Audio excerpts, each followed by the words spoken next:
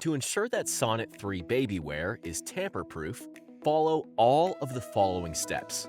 Slide the silicone ring of the attachment clip over the battery pack cover with a small cable ring to the back.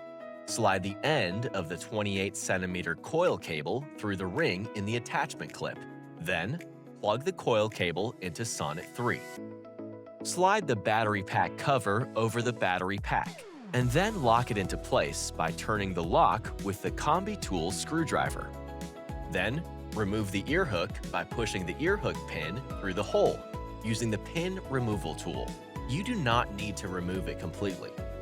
Carefully pull the earhook forward so it separates from the control unit, and then gently press the earhook cover into place. Then, press the pin back in. Sonnet 3 can now be clipped to clothing. This wearing option can also be used for sporting activities that require a helmet.